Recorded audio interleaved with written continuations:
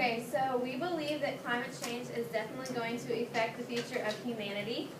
There are many studies that support this statement, including the Environmental Protection Agency and an article found in the Charlotte Observer on January 23rd, 2014, titled, "At Davos, Leaders Push Clean Energy for Climate Economy." The article states that the leaders gathered at Davos to push for cleaner energy sources to contain global warming because of the effects it could have in the future.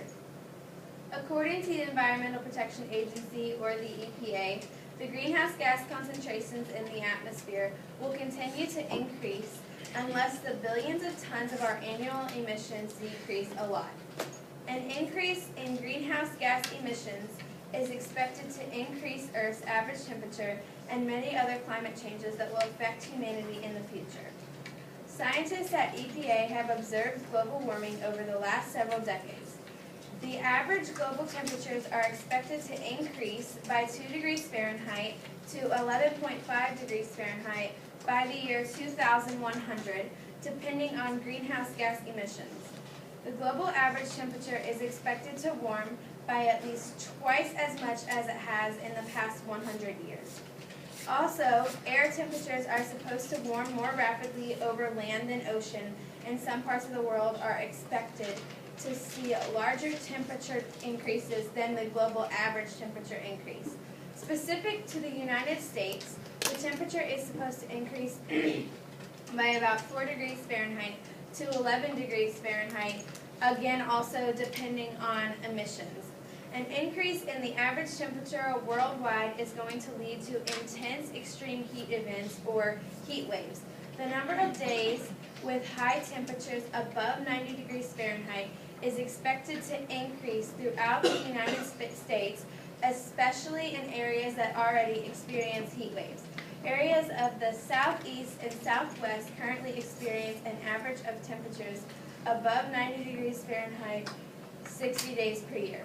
By the end of the century, these areas are expected to experience 150 or more days a year above 90 degrees Fahrenheit with higher emissions. These hot days are also expected to be about 10 degrees Fahrenheit hotter at the end of the century, also with more emissions. The effects on human lifestyle due to temperature increase and global warming include more frequent wildfires, longer periods of droughts which would affect our water resources, and an increase in the number, time, and intensity of tropical storms. The effects specific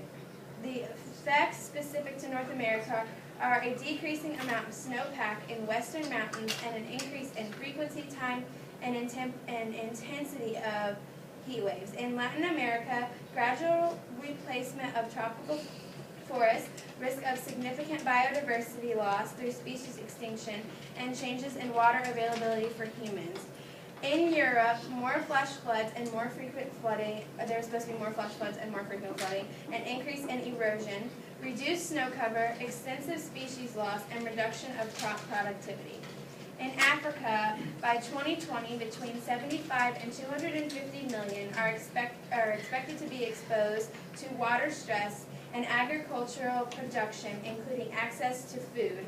It may be severely comprised. In Asia, freshwater availability is expected to decrease by the 2050s.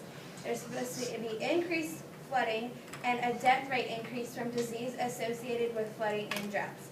All of these effects and results are due to an increase in temperature in the future.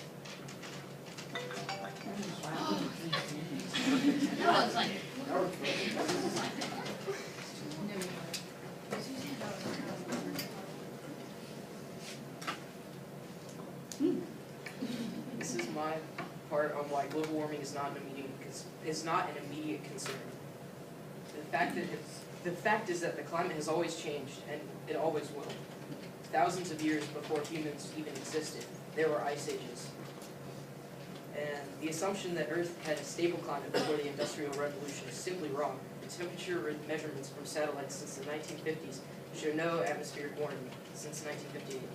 Despite more than $50 billion spent since 1990, no evidence of an unambiguous human signal has been identified in the global temperature pattern. On both annual and geological timescales, changes in atmospheric temperature always precede changes in CO2. carbon dioxide. Therefore, CO2 cannot be the primary forcing agent for temperature increase. The UN Intergovernmental Panel on Climate Change, known as the IPCC, has acted as the main scaremonger for the global warming lobby. The IPCC is a political, not a scientific body. The climate change is a non-linear process, most parts of which are not at all understood. There is no computer model that will ever be able to make accurate prediction of climate 100 years in the future. The largest untruth about human global warming is the assertion that nearly all scientists agree that it is occurring. And a myth about global warming is that average global temperature has increased over the last few years. In fact, it has not increased since 1995. It has declined since 2002, despite an increase in atmospheric CO2 of 8% since 1995. That also explains we have had one of the coldest winters this year that we have in 10 years. Warming of more than 20 degrees Celsius will have catastrophic effects on ecosystems and mankind, which is 68 degrees Fahrenheit. That is actually not true. A change of 20 degrees Celsius will be well within the previous natural bounds. Ecosystems have been adapting to such changes in the process. It's called adaptations or evolution. Mankind can and does adapt to all climate extremes. Unprecedented melting of ice is taking place in both the North and South Polar regions. This is actually not true. Both the Greenland and Antarctic ice sheets are growing in thickness and cooling in their summit. In September of 2003, a non-governmental panel of 50 international scientists released a comprehensive news report of the science of climate change that concluded that evidence now leads against global warming results from human-related greenhouse gas emissions. Back to what you said about the Greenland melting. The research we found says, or the Greenland or things or whatever, the research we found says that it's melting and contributing to sea level rise. If that was true, more of Florida would have been covered by water now. Check your sources.